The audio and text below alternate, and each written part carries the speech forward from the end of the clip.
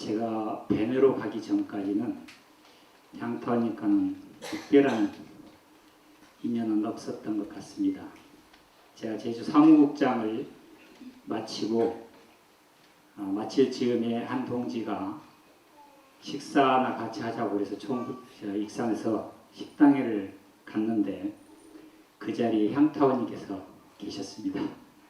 그래서 이제 큰절로 인사를 드렸더니 뱀에 와서 좀 살아 그러셔서 네, 그 대답으로 14년을 이제 모시고 살았습니다.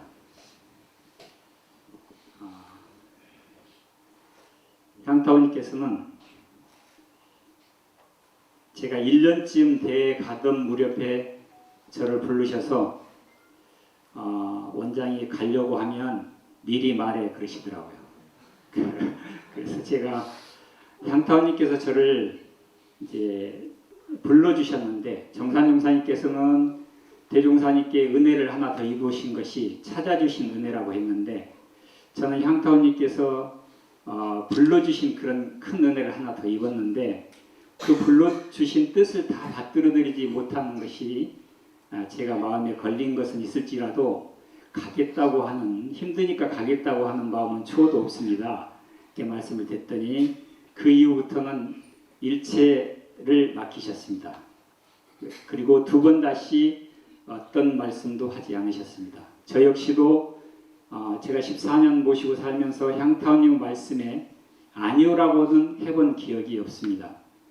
향타원님께서 무슨 말씀을 하시든지 저는 예 라고 대답을 하고 혹 제가 그것이 이해가 안 되면 돌아와서 곰곰이 생각해 보면 그래서 그러셨구나 하는 것이 대체로 이해가 됐던 것 같습니다. 향타원님께서 늘 그러셨어요. 이 몸이 내 몸이 아니다. 이 몸이 공중의 몸이기 때문에 이 몸에 대해서 불공을 잘못하는 것도 공중에 큰 빚을 지는 것이다. 그러시면서 열심히 요가도 하시고 몸을 잘 챙기셨습니다. 만약에 내가 나중에 아파서 이렇게 누워있다면 얼마나 공중에 피해를 줄 것이냐. 그래서 내 몸이 아니기 때문에 잘 챙긴다. 이런 말씀을 하셨는데 이렇게 갑자기 가신 걸 보면은 그래도 조금이라도 좀 누워서 좀 시범 좀 받다 가시면 얼마나 좋으련만 이렇게 그냥 그것마저도 저희들에게 허락해 주지 않으시고 가신 것 같아서 마음이 못내 아쉽습니다. 제가 이제 듣기로는 이제 좀 궁금하실 것 같아서 열반하신 그 기원을 좀 말씀을 드리고자 합니다. 그 우리 능타운 그 제가 교도님께서 시봉을 하고 계셨는데 그 열반하시기 얼마 전부터 그런 말씀을 자주 하셨다고 합니다. 너 나한테 떠나고 싶지?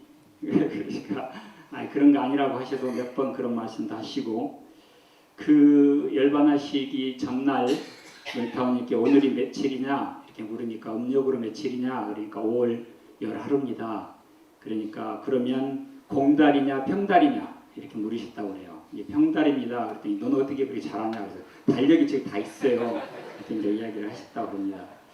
그리고 하시는 말씀이 참 고맙다. 그리고 네가 나를 생각한 것보다 내가 너를 생각하는 것이 훨씬 크다 아냐 그러셨다고 합니다. 그러시고 그날 이제 주무시다가 4시 10분경에 좀 부르셨다고 그래요. 능타원님을. 그래 부르셔서 가니까 내가 좀 아프다. 그래서 보니까 이제 몸에 땀이 많이 이렇게 나셨다고 합니다. 그 몸에 땀을 닦아드리고 원장님을 이제 불렀는데 그래서 원장님께서 119를 불렀다고 그래요. 119가 이제 도착해 보니까 향타원님께서는 정자하고 앉아 계셨고 향타원님께서는 119 나는 병원에 가지 않겠다 이렇게 말씀하시니까 119 그 대원이 보고 너무 멀쩡하게 앉아 계시고 또 환자가 가지 않겠다고 하면 우리도 어쩔 수 없습니다. 우리는 바쁘니까 가고 나중에 또 혹시 안 좋아지시면 연락하십시오 하고 이제 갔는데 그렇게 앉아 계시다가 좀 힘이 드시는가 나 좀 누워야 되겠다 그렇게 하시고 누우신 대로 그대로 6시경에 열반에 드셨다고 합니다.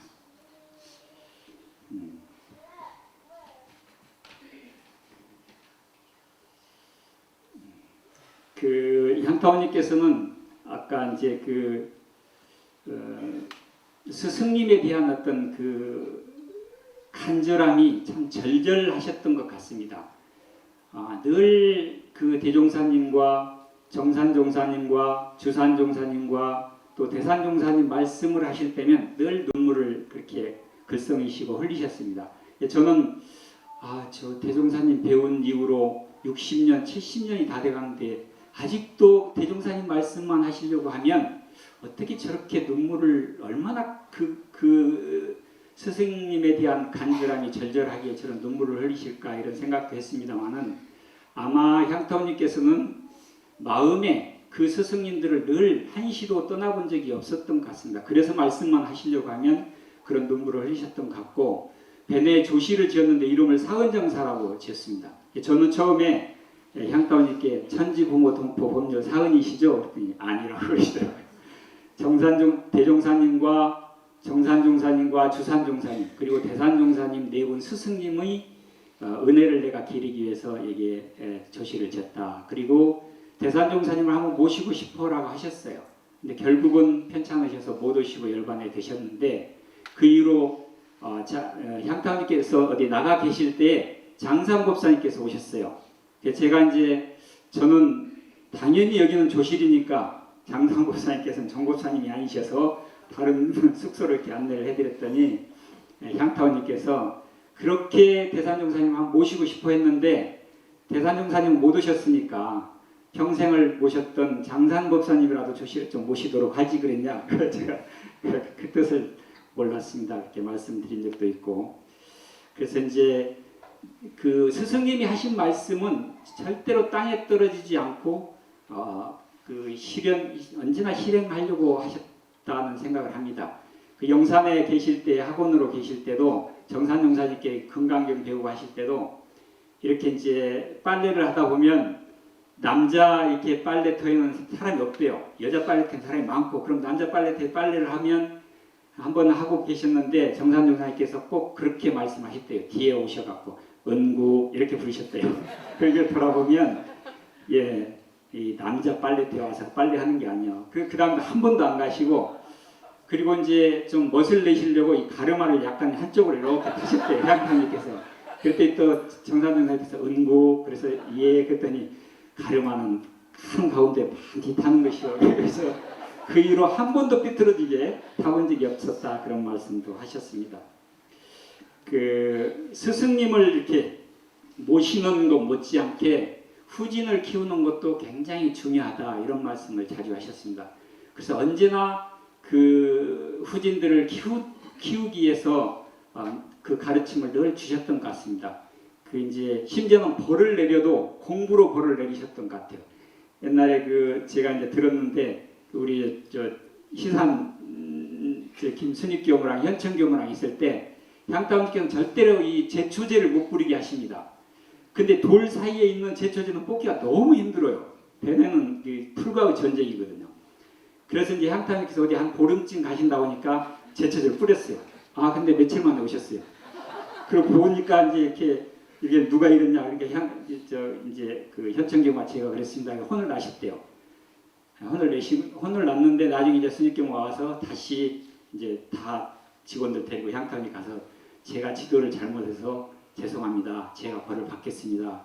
그러니까 벌을 내리는데 무슨 벌을 내리셨냐면 일주일 동안 자선 나오지 마라 이렇게 벌을 내리셨습니다. 그러니까 그 자리에서 이제 그 벌은 제가 받겠습니다. 옆에서 아닙니다. 제가 받겠습니다. 근데 간 사람들이 다 서로 받겠다고 하니까 향타님께서 눈치를 채셨대요.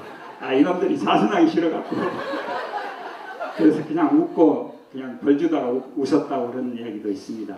나중에 여쭙대 왜 벌이 자선 나오지 마라는 벌을 내리십니까? 그러니까 수도인이 자선을 안 하면 성불을 할 수 없잖냐. 그럼 성불할 수 없는 자선 못하게 하는 것보다 더 큰 벌이 어딨냐. 그렇게 이제 이야기를 하시면서 늘 챙기시고 그러셨다고 합니다. 저도 이렇게 이제 한 번씩 지나치다가 이렇게 향타오님께서 한 번씩 저에게 그런 말씀을 지나간 듯 하십니다. 요즘 원장이 적공을 안 하는 것 같아. 그럼 이제 정신을 또 바짝 차리고 그렇게 했던 것 같습니다. 간사에게 보통 보면은 교무님들이 일 시키고 저 시키고 막 그렇게 하잖아요. 그럼 막 나무라십니다. 그렇게 하면 어떻게 하느냐? 일을 맡겨라.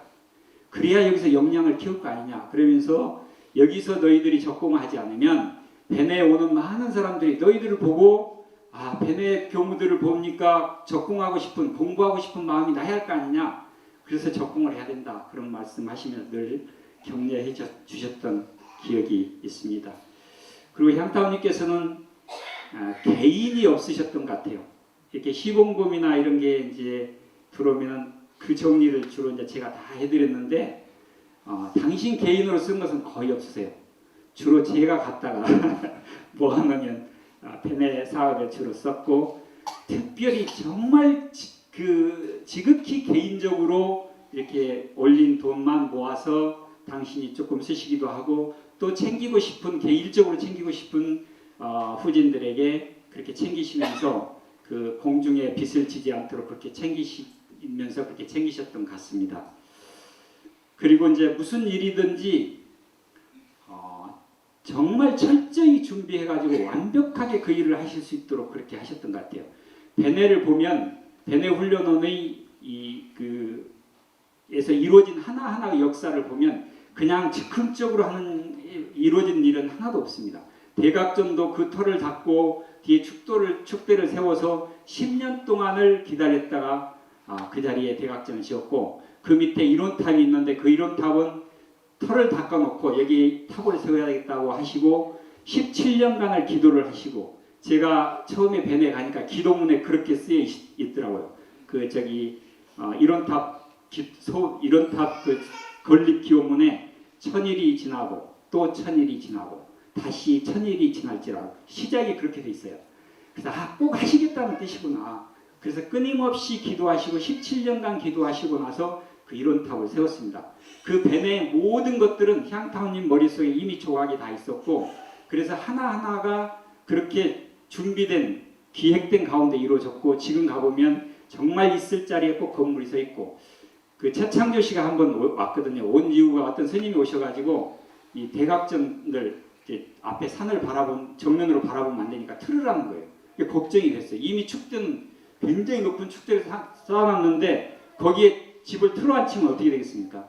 그래서 이제 최창조 씨가 왔는데 최창조 씨가 그런 이야기를 했어요. 여기는 정상을 바라보는 게 아니고 능선 중에 가장 높은 곳을 바라보니까 괜찮다고 그대로 지어도 좋다고 하시면서 이런저런 걸 다 물으셨어요. 왜 대각전을 기역자로 지었으며 대웅전은 기역자 집이 별로 없잖아요. 우리 대각전도. 근데 여기는 왜 기역자로 지었으며 왜 여기다 탑을 세웠으며 왜 여기다 나무를 심었으며 근데 이제 그분 말로는 자청령 우베코에서 자청령 딱 짜여 있는데 우베코가 조금 허하니까 거기다 보호를 해줘야 되는데 그래서 집도 기역자로 지어야 되고 탑도 세우고 조탑도 하고 나무도 심고 해야 되는데 다 그대로 돼 있거든요.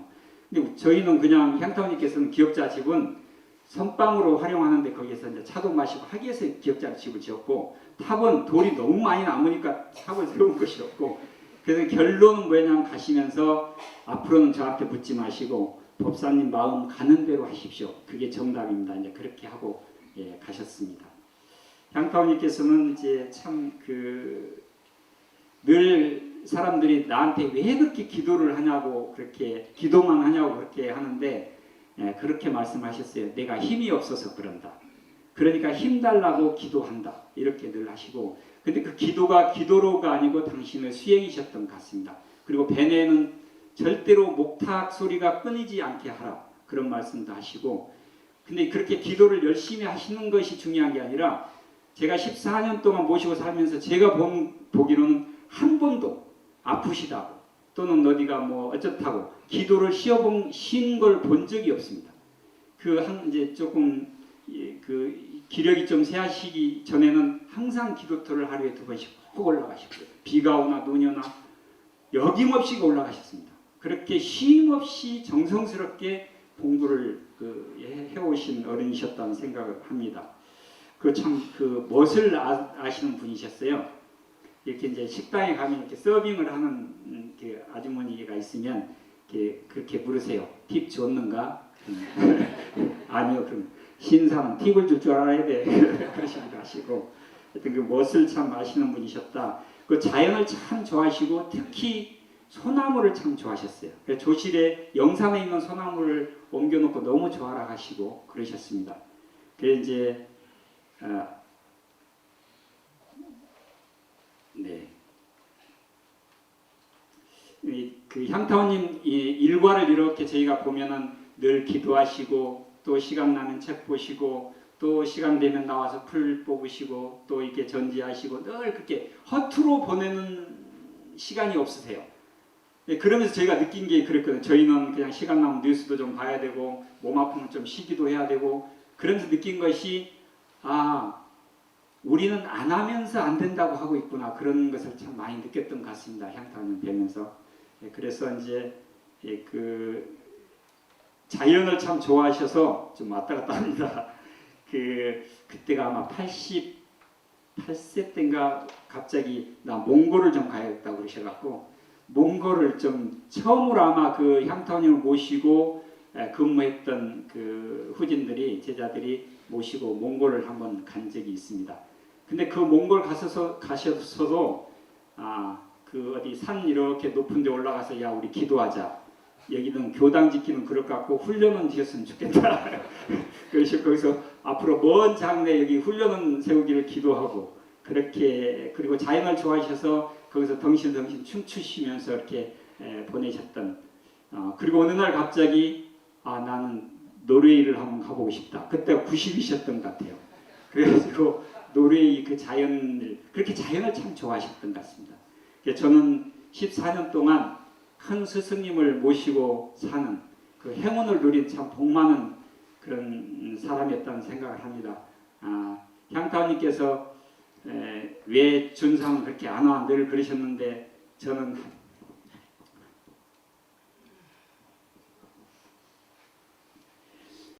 격구에 바쁘다는